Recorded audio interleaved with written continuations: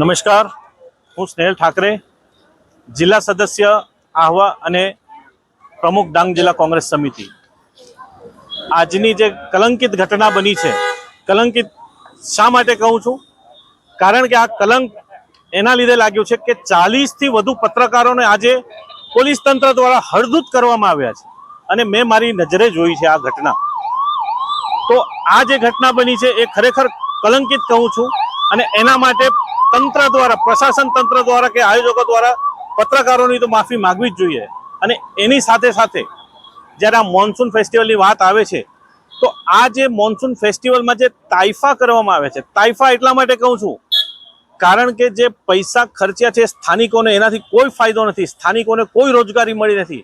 હા, રોજગારી મળશે, અઠવાડિયા પૂરતી મળશે, કોઈ જગ્યાએ સ્ટોલમાં મળશે, પરંતુ એના પછી અઠવાડિયા પછી એ લોકો જતા રહેશે. અને આજની તારીખે અઠવાડિયા પછી જ્યારે તમે જોવા આવશો સાપુતારામાં તો બહારના જે લોકો છે એ લોકો દ્વારા અહીં મોકાની જગ્યા હડપી લેવામાં આવી છે. તો એમાં અહીંના ચીફ ઓફિસરશ્રીને પણ હું સીધો સવાલ કરવા માંગીશ કે જ્યારે તમે મારા ડાંગના લોકો એક લારી લગાવે છે સાપુતારામાં આવીને કે કોઈ અહીં રોડ પર બેસીને કોઈ વસ્તુ વેચે છે ત્યારે પોલીસ દ્વારા એમને ભગાડવામાં આવે છે, નોટિફાઈડ દ્વારા ભગાડવામાં આવે છે, પરંતુ અહીં મોટી મોટી દુકાનો જ્યારે બની જાય છે ત્યારે આ તંત્ર ચૂપ કેમ રહે છે?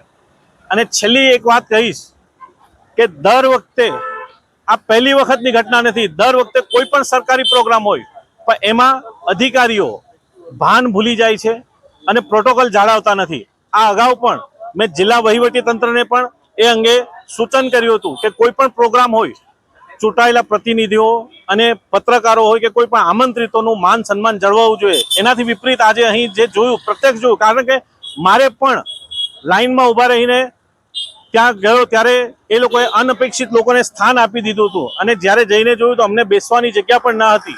અને જ્યારે જેમ તેમ બેઠા ત્યારે એ અધિકારી દ્વારા પત્રકારો જે વિડીયોગ્રાફી, જે આ સમગ્ર પ્રોગ્રામની ઘટના, જે કાર્યક્રમ નું કવરેજ કરી રહ્યા હતા તો ત્યારે એમનો હાથ ખેંચી લેવામાં આવ્યો છે અને એમને હળદૂત કરવામાં આવે છે. તો ખરેખર આ ફરીથી કઈ કલંકિત ઘટના છે, જે બદલ માફી માંગવી જોઈએ. અને જો કોઈ આવા પ્રોગ્રામ સરકારે કરવા જ હોય તો શા માટે સ્થાનિકોને વિશ્વાસમાં નથી લેવામાં આવતા? અહીં સાપુતારામાં પ્રોગ્રામ કર્યો છે તો સાપુતારાના 2 માણસોને પણ બોલાવીને તમે પૂછ્યું કે શું કરવું છે, શું આયોજન થઈ શકે? કદાચ આનાથી સારો પ્રોગ્રામ થઈ શકે, ઓછા ખર્ચમાં થઈ શકે. દર વખતે લોકોના પૈસા, લાખો નહીં પણ કરોડો રૂપિયાનો જ્યારે ધુમાડો થાય છે અને એની સામે સાપુતારાના લોકો કે સ્થાનિકોને 1 રૂપિયાનો પણ ફાયદો થતો નથી.